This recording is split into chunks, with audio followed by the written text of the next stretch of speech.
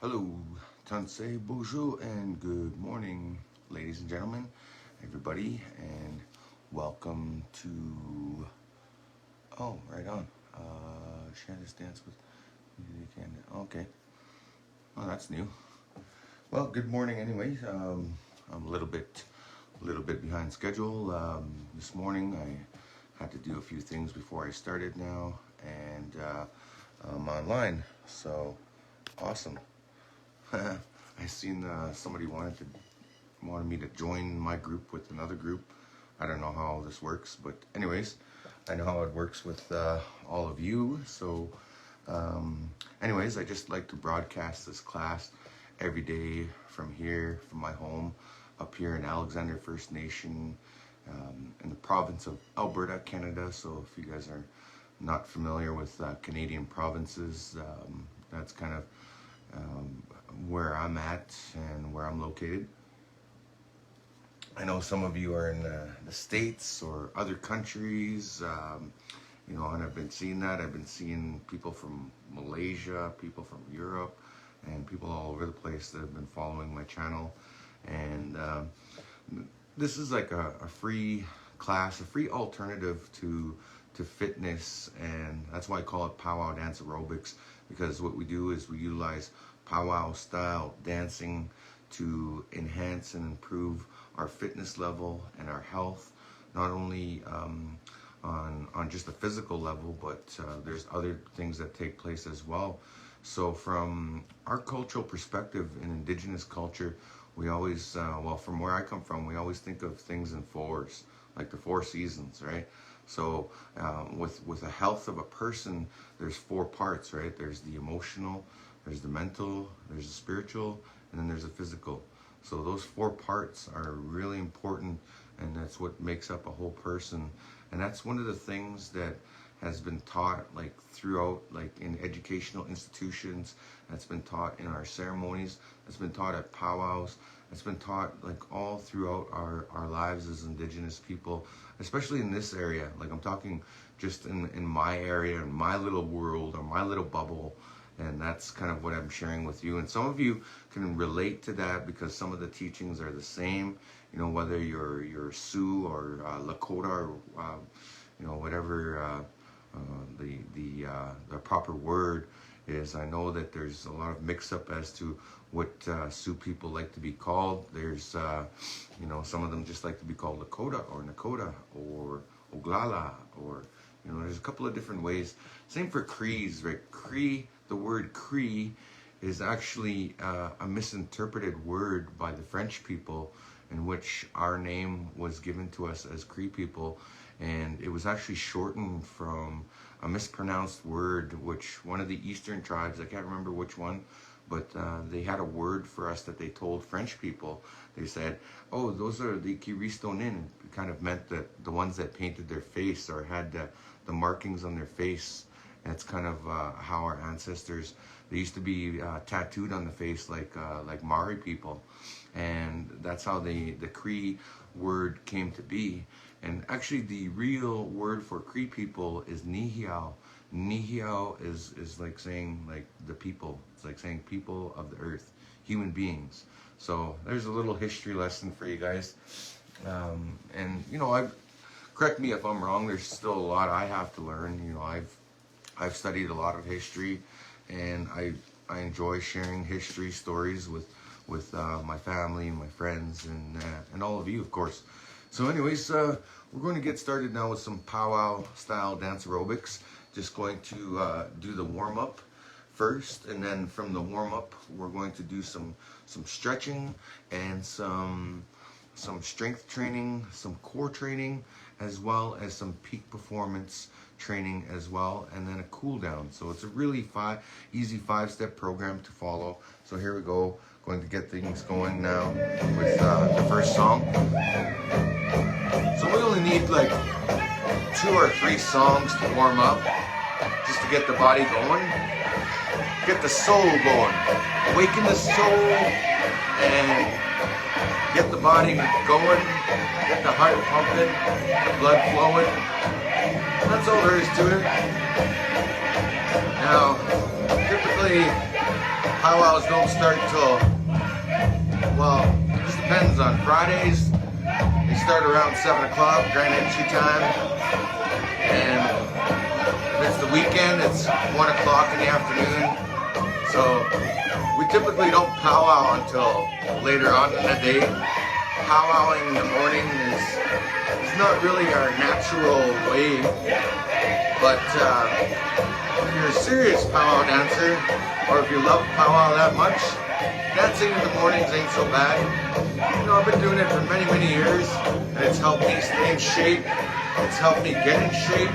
It's helped me stay in tune, and in tune with the vibration of powwow culture, and that's all there is to it. So welcome, good morning everybody, and welcome to Pow-wow Dance Aerobics. So now we're starting off with the basic step, right, left, 1, 2, step, right and left, 1, 2, step. So notice my hands are kind of moving back and forth. That's locked into the powwow rhythm. So I have the 1, 2 step like that, and then the swinging back and forth, that's in unison with the rhythm like this. This is the best way to feel the rhythm. It's like a wave, but you can also do it like this. Swing, just like the ladies' traditional dancers when they swing their fringes to the beat. It's like that. Nice little dip. There we go. Nice. You can feel that. You can see that in the rhythm. And rhythm is important for everything in life.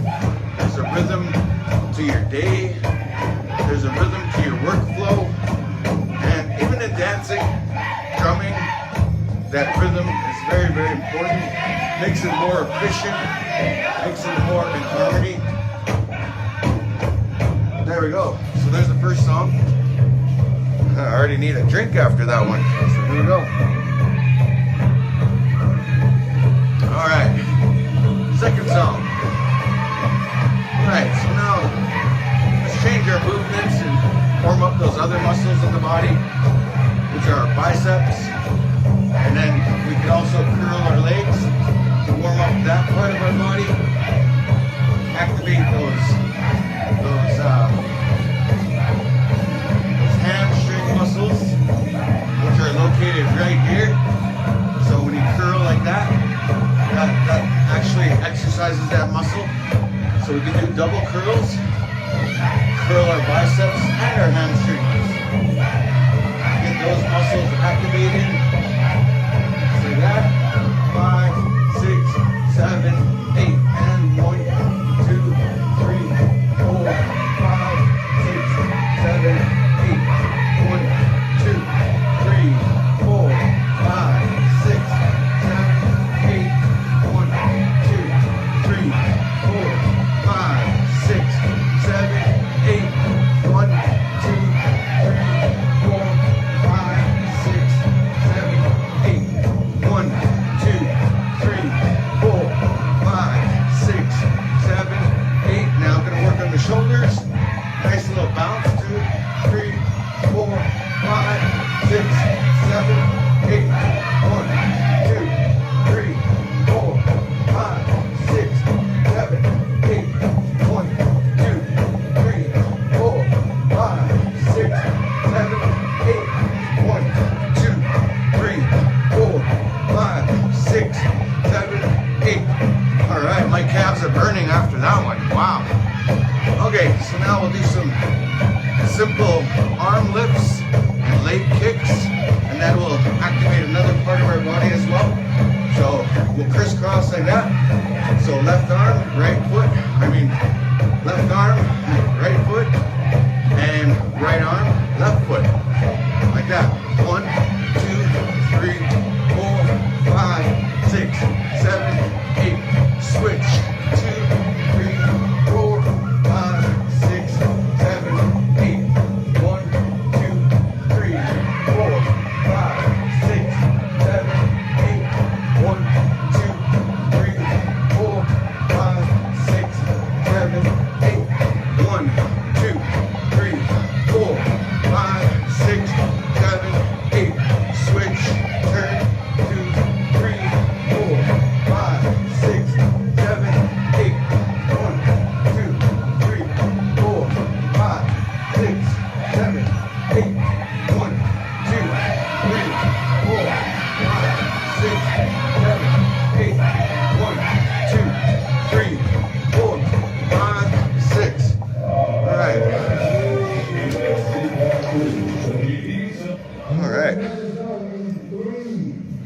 Okay, so there's the first few songs now with the warm-ups. I'm only going to do 2 today because I'm kind of running behind schedule. And that was really good enough, like, to get the body going. I felt like that's a good warm-up. Sometimes you can keep your warm-up short, like 5 minutes or so, as long as you've warmed up a little bit so you can stretch. That's the important part, because your muscles are better warm, or they're better to stretch when you're warmed up opposed to being cold. When you're cold, your muscles are brittle. They're not quite ready to be stretched and exercised. And essentially, when you're doing weightlifting or any type of strength training, you're basically tearing those muscles, and how they get stronger is they rebuild after you have a rest period after your workout. So that's really important. There's a few key ingredients to working out that make it much more effective and efficient. So everything to having enough water, to having enough rest after your workout. So having a nap or whatever is definitely wise, or having an adequate amount of sleep is definitely a must, or definitely an asset in your workout program. And then also on top of that, having the ability to monitor your diet and eat the right foods and supplements that will make your workout that much more effective, your gains and everything like that. So anyways, just a couple little key pointers there. So I'm gonna get stretching now. Stretch out. I like to start out nice and easy and small by getting the wrist nice and loose. So I just let the wrists loosen up, and I can hear my wrist cracking a little bit, and I can feel it in my tendons. That's how you know that doing this stretch is very effective and is very necessary, especially when you're about to take on the day and work. You know, even if you're working in an office on a computer, doing these stretches are very beneficial to preventing carpal tunnel, or to prevent any type of arthritis in the hands and the arms. This is very effective in easing some of that tension that you may get in your body. So I definitely recommend doing this workout. And it doesn't take long, folks. It only takes like 20 to 30 minutes per day. And if you make this a part of your daily routine, I promise you, you're going to see results beyond your wildest dreams. And that's why I've committed myself to it. You know, regardless if I have 20 or 200 people on here on the live with me every day, it doesn't really matter to me, because I just put myself out there, and this is a free class, so I do it no matter what, even if I wasn't broadcasting. But in midst of this, or in light of this pandemic, I feel that there's a certain amount of people that need these exercises and these mental health checks to just stay connected with somebody, you know, because we've been through a lot in this past year and a half or so with this whole pandemic situation, and we're almost at the end. We're at the last part of it, where people are starting to, you know, we're starting to come out of lockdown, and people are starting to immunize. And this vaccine is very different from traditional vaccines, from what I understand. It is not a weaker version of the virus like traditional vaccines. No, it's actually a special antidote that goes into your cells that builds up your receptors to block viruses like coronavirus, and then some. So it's also to help with other ailments in the body as well. So definitely look it up. There's science to back it and prove it. You know, there's no conspiracy theories about it. It's really simple. And you know, I'm probably gonna get vaccinated this time around too, hey? Like, there's certain people out there that don't believe in vaccines, that are against it. There's actually groups that are against it, and you know, all the power to them. You know, there's a certain gene in individuals I seen that was on the news. I always watch the news, and I always find some very fascinating information there. Apparently, the people that are most likely are least likely to catch the virus or viruses like the coronavirus are the ones with Neanderthal DNA in their blood, and it's pretty fascinating if you ask me. Like I thought it was really cool. So if like we all have some form of ancient blood in our bloodlines, and I just thought I would share that in regards to, you know, that comment there. I'm not really saying that we're all Neanderthals, but there is a certain lineage in people, certain people, whatever race they are, that have that gene that is still in them. And then we all come from somewhere. They say we all come from the apes or something, and you know, but if you ask an indigenous perspective, no, we don't come from apes, we come from the Creator. We're the Creator's children. But I think you got to think beyond that, like way back into, you know, when human beings first became a species. Like you got to think way back there. So anyways, I'm just babbling on. I'll shut my big yap for now. And I'm going to do a couple more stretches for the core. So this one is taking the elbow, reaching for your knee. And that one's nice and good. No cracks today for me, so I must have had a good sleep. That's how I know that I slept good. Actually, the power went out here last night. We had a winter storm with rain and snow, and maybe somebody hit a power pole, who knows? But power went out and had an early night. I was about to watch my favorite hockey team lose, the Edmonton Oilers. But thankfully the power went out, so I didn't have to suffer through the agony of watching my favorite hockey team lose to a very good hockey team as well, the Toronto Maple Leafs. So if you're a Leafs fan, congrats and have fun while it lasts, because maybe the Oilers are going to come back and beat your team. I'm hoping, because we do have the very best player in the world, Connor McDavid, and we have a Cree defenseman by the name of Ethan Bear, and there's a lot of good talent on that team. You know, there's a lot of great talent, but I think we just need better defense. We need like a Brent Burns, or what's that guy that used to play with Ottawa there? I can't remember his name, but he was like a Viking. He was really good. So anyways, just continue on with the stretches now, and I'm going to stretch out some of the main muscles for the legs. So that's all you really need, though, just to stretch out those muscles. I think I did this one earlier, where you just pull your own leg, and just going to do that. And then right after this, we're going to do some circuit training. I'm going to go through my circuit training exercises with you. And yeah, I'm definitely going to, I have to be doing a lot more of these if I'm going to get that beach bod for summer and strengthen those core muscles. I feel I'm getting stronger day by day, and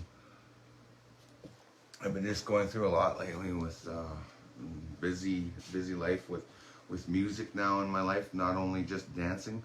Music's taken up some of my time as well, and then we're moving. So anyways, the first exercise of the 6-part circuit training series that I'm promoting now is the first part is the mountain climbers. So you basically just get down on into a push-up position and do this for about 20 to 30 seconds.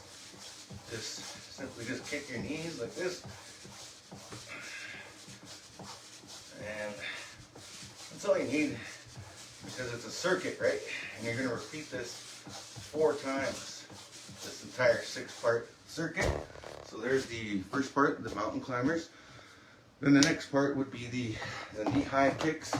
And you do this for about 20 to 30 seconds in your circuit training routine. So it's almost like dancing.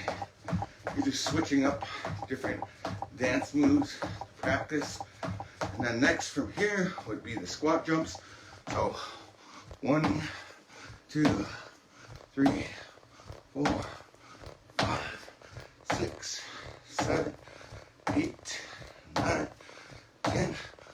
11. There we go. 11's my lucky number. So there's the squat jumps. And take a drink of water. A little refreshing water between sets. Whew, those squat jumps really kill me. Okay, so now we do the switch lunges. 1, 2, 3, 4, 5, 6, 7, 8, 9, 10, 11, 12, 13, 14, 15, 16, 17, 18, 19, 20. Oh man. So there's 4. Now we need 2 more. Okay, so the 2 more exercises are crunches and leg raises. So one other. So again, cross your arms, cross your legs, do a little crunch. 2, 3, 4, 5, 6, 7, 8, 9, 10, 11, 12, 13, 14, 15, 16, 17, 18, 19, 20, 21, 22, 23, 24, 25. All right, now palms, hands down by your butt. Stabilize that. And now we'll do some leg raises. 1, 2, 3, 4, 5, 6, 7, 8, 9, 10, 11, 12, 13, 14, 15, 16, 17, 18, 19, 20. There we go. All right, so there's the circuit. 6 parts, and all you want to do is repeat that 4 times throughout the day, that circuit, and you'll notice big results. I'm starting to notice results in my own fitness activities. It's definitely giving me core strength. I'm shedding more and more pounds every day. So, and I'm gonna get back to my ideal weight. So anyways, I'm gonna do a couple of peak performance, and then we'll do a cool down. So remember to do a cool down after a good workout. Okay, so here we go. All right, Blackstone. All right, so basic step. Right, left, 1, 2 step. Now step it up. 1, 2, 3, 4, 5, 6, 7, 8. Now heel toe, like this. Back and forth. 1, 2, 3, 4, 5, 6, 7, 8. 1, 2, 3, 4, 5, 6, 7, 8. And 1, 2, 3, 4, 5,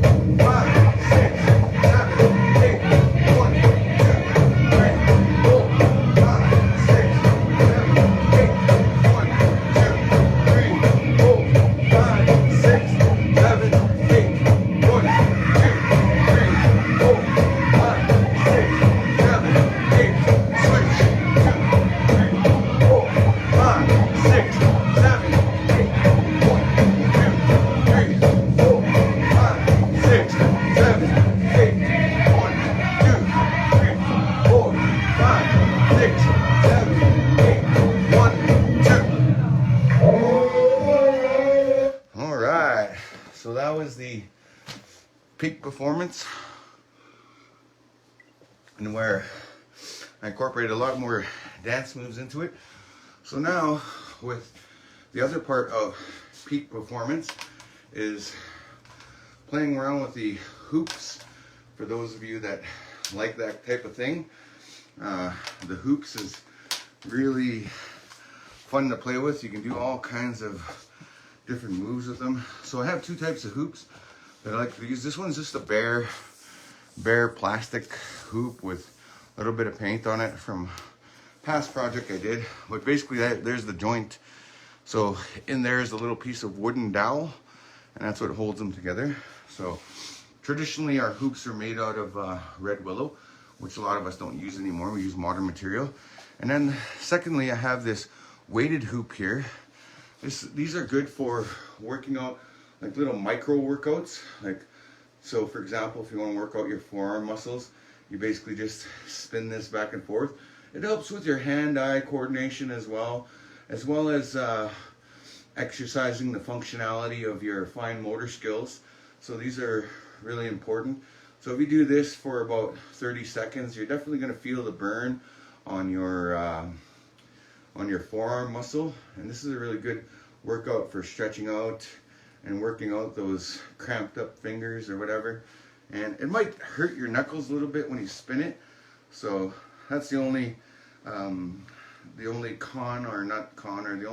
disadvantage to it is that you kind of hurt your knuckles a little bit, but it kind of strengthens them, you know. Like for me, they make my knuckles like strong. Like, I don't know, it just makes the bone density in that area a little bit stronger just because I'm doing that. So, and then the next part here, so I got a couple of other exercises you can do with one hoop as well.